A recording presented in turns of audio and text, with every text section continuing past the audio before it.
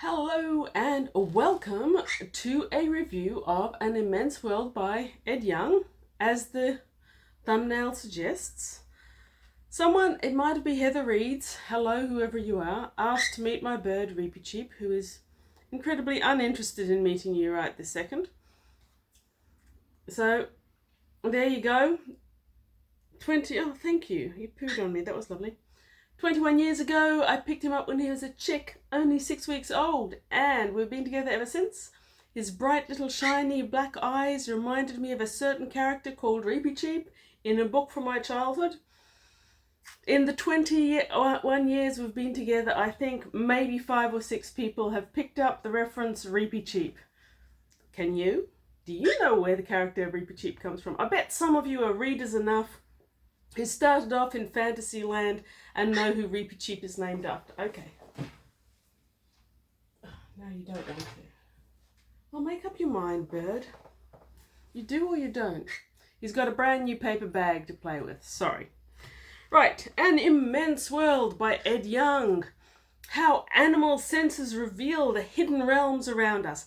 So normally, you may be aware, I review science fiction. Science fact is the other type of book I love reading, but there's actually a lot more science fiction out there than there's good science fact. This is good science fact. This is excellent science fact. It's put together in such a impressive way that it will appeal to scientists, people who've got some background in science but aren't practicing, moi. And I would say that your average popular science reader with no background in science is going to have no problem following this and will probably enjoy it every much as I will, because I think this because I've already recommended it to 2 people without a background in science who have enjoyed it. So, An Immense World, Ed Yong apparently won prizes, Pulitzer prizes, it might have been for another book. He is, actually let me pull up what Wikipedia has to say about him, because I didn't know who he was. I got this book through the library. I was looking for a non-fiction book in audiobook form, and this came up. An interesting thing about it is it's both written and narrated by the author, Ed Yong, and it took me a while to get into the cadence of the narration. It felt a bit David Attenborough, gentle, almost diffident. It took me a while to pace myself with the reading, but once I did, I loved it, and it worked really, really well. It worked so well, though, that I wanted to keep hearing the same thing over and over again.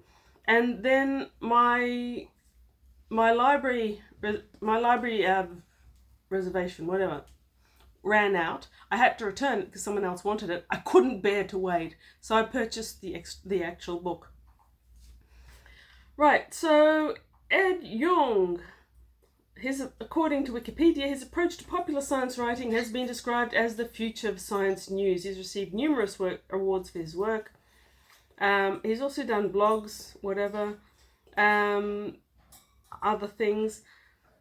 This was nominated in 2022 for the best non-fiction, and I'm actually really disappointed that it didn't win, and that the winner was someone who talks about feelings and meaningful connections of Atlas of the Heart, whatever. The library keeps recommending that I listen to Atlas of the Heart, but I'm not really interested in someone trying to map the human heart with exploring emotions, because I don't think that's how the heart works. I don't think you can do it. And honestly, if I'm going to be reading about science, I'm much more interested in reading about animal hearts, really, or senses, and this is all about the senses. So, since I was listening to the audiobook so much, I was getting really excited about all the topics. Now, this is a weighty book.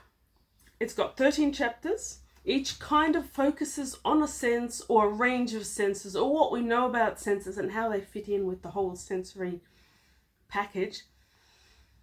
But every chapter is not just one thing like some popular science books can be. Every chapter is a huge amount of things. Lots of different animals, lots of different researchers who are working with the animals, lots of different experiences. each one of them is rich and beautiful, so I had to keep listening to the same bit over and over again sometimes to get it. And then, of course, when you read something with your eyes, for me at least, the experience is slightly different. Also, another reason why I bought the physical book is because I wanted to make sure I was never ever separated from it, so that any time I wanted to reread it, which is going to happen a lot, I'm going to be able to. The physical book has the advantage also of having a few pages of pictures in them, and I'm not going to share all of them, but there is one particular one. One of the earlier senses that we talk about is sight, and we get a lot of references to the author's book, author's dog Typo, and the differences in visual range. So a dog has trichromatic color vision. A human has trichromatic color vision, most humans do, and a dog has dichromatic color vision. And these images surprised even friends of mine who have dogs and thought that they'd researched quite adequately what they could see. So that is apparently a proper representation of what a dog sees when he's looking at the same thing that we're seeing. And that, by the way, is Typo the corgi. I thought that was really interesting. All of these images are really interesting and really relevant. So I said I'm not going to try and tell you too much about what's inside this book, because every single page has got so much and it's so rich. I can't really. I love the reading experience, and I think most people will. But one central concept that goes throughout this book is Umwelt. Now, Umwelt is a German word for the environment, or something in the environment. I'm not sure which it is, but scientists, specifically behaviorists and ethologists, have adopted the word to describe the sphere, the sensory environment in which every animal, or indeed every individual lives. So my Umwelt includes the room in which I'm sitting. I can slightly smell the books. I've got light coming from the window that's natural light. I've got a secondary source of light there. I'm hearing the chirps of my little bird who's now annoyed that I'm no longer playing with him. All of these senses make up my Umwelt. And what Ed Yong does truly magnificently in this book is he makes you think about what it might be like to be a fish in the water with an electric sense being part of your Umwelt, in the way that we see other animals echolocate. But sometimes they don't. Sometimes they just work off memory, which is why some bats who would be able to detect a door still bump into it, because they're working off memory and the door wasn't there last time they passed. So many discoveries, so many that's interesting moments by scientists watching animals do something and go, well, that's interesting, I wonder why. This has got so much of the true beauty of science, all the things that attracted me to it when I studied it, all the things that make me a little bit sad that I've never really been a researcher and that my contact with science in my life hasn't been as much as I could have wished. Right. I think I'm going to read the introduction. So the introduction is less than 10 pages long, and it starts us off beautifully. So, imagine an elephant in a room. This elephant is not the proverbial weighty issue, but an actual weighty mammal. Imagine the room is spacious enough to accommodate it. Make it a school gym. Now imagine a mouse has scurried in too. A robin hops alongside it. An owl perches on an overhead beam. A bat hangs upside down from the ceiling. A rattlesnake slithers along the floor. A spider has spun a web in a corner. A mosquito buzzes in the air. Dangerous to anyone who's lived in the tropics. Mosquito, most dangerous thing in this room. A bumblebee sits upon a potted sunflower. Finally, in the midst of this increasingly crowded hypothetical space, add a human. Let's call her Rebecca. She's sighted, curious, and, thankfully, fond of animals. Don't worry about how she got herself into this mess. Never mind what all these animals are doing in a gym. Consider instead how Rebecca and the rest of this imaginary menagerie might perceive one another. And it goes from there. It analyzes our experience as humans, that's Rebecca, and then the elephant each one of them, and how they interact and perceive each other. It's a fascinating 7 to 10 pages. It completely sucked me in. And in those pages, when I was still adapting to the cadence of the narration, I was completely hooked by the content. And I never stopped being hooked by the content in all those 13 chapters. So I mostly review SSF, but this book, and if you're sitting here not quite convinced that it's time to read a science fact rather than a science fiction, if you're not curious about the star-faced mole rat, consider this.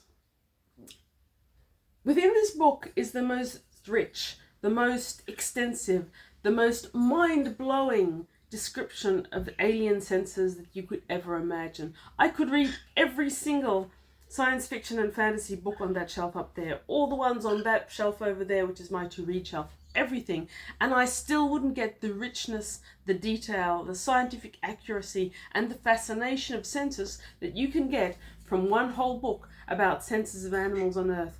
Some of them have senses we haven't even discovered. Many have got senses that we don't understand how they work, and every day we're learning more and more about them. This is a fairly recent book, so really you're getting some up-to-date research that I certainly would never have encountered any other way. So if you are a potential sci-fi writer, maybe consider this a resource, because with this you could create aliens better than anyone. That's just a thought.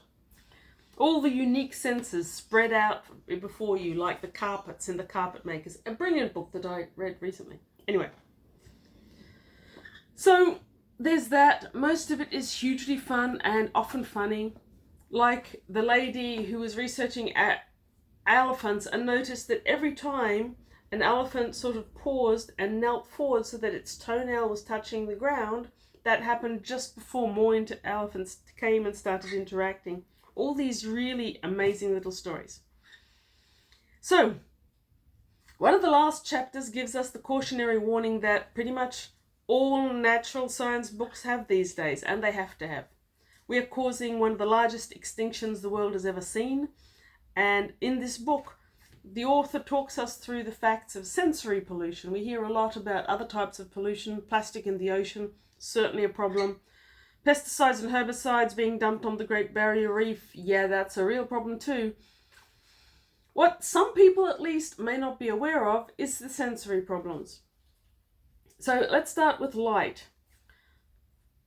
There's virtually nowhere on Earth that is completely dark, he says. I disagree. I've worked in the middle of the Nile Desert. There wasn't an awful lot of light there once they switched off the generator. I've stayed on some really isolated islands which had no electric light hooked up. You can find places on Earth where there isn't any visible light, but the majority of the Earth has been totally polluted by humans' obsession with light. I learned for the first time in this book that the USA has as a memorial to the victims of terrorism that died in the two towers. As a memorial, they've got two massive beams of light that go up into the sky, killing, disorienting, and diverting millions of songbirds on their migration.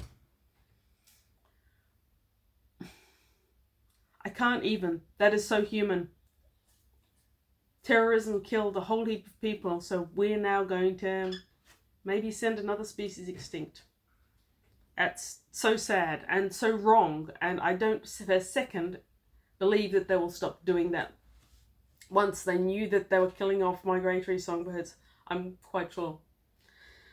They'll keep on doing that. And maybe another species will go extinct because some terrorists blew up the Twin Towers in America. Light is a pollutant which also fools turtle hatchlings. Instead of heading out to sea, when a turtle hatches on the beach, they have a natural attraction to a light, which is normally the light that's not shining on the sea or on the horizon. That's what it would be in nature. That's the only time, incidentally, a turtle hatchling is attracted to light. After that, they're attracted to the dark and they hide. Some of them go into Atlantic journeys that last for years before they come back as mature. I think Yong talks about turtles from Florida who end up in the Atlantic Gyre. Of course, here in the Pacific, we've got our own turtles, but they have the same problem. They hatch on the beach and they head toward the light. And the light is probably the lights of a resort or a road. And then they go onto the road and die. By light, we make them die. Another pollutant that Ed Yong mentions is noise and what it does to ocean animals. Now, this was really interesting, and while I thought I knew quite a bit about noise and its effect on the ocean, there's a lot more here that I didn't know. He itemizes how much noise is caused by freighters traversing the ocean. And apparently a lot of research has been done on animals' response to noise. So every animal, from the hugest whales, from the grey whales, from the fin whales, they will respond. Humpbacks will stop singing, apparently, when they can hear a freighter. Stomatopods stop stomatopoding. Cuttlefish turn white and hide. And I, as a scuba diver, I have to tell you, if you're diving and someone passes near you overhead with a jet ski or a motorboat, it is terrifying. I know what they are, and I know that I'm deep enough that it won't get me, as long as I don't bob to the surface like a fool. But still, underwater, the noise comes at you from everywhere, and you can feel your adrenaline surging. You have that moment of wanting to hunker down and hide, even though you know you're safe. Does the cuttlefish know? No, it doesn't. No marine animal does. So yes, you've got that cautionary chapter, which all natural science books do. It's not too long. It's quite heartbreaking, but they all are, and it's quite short.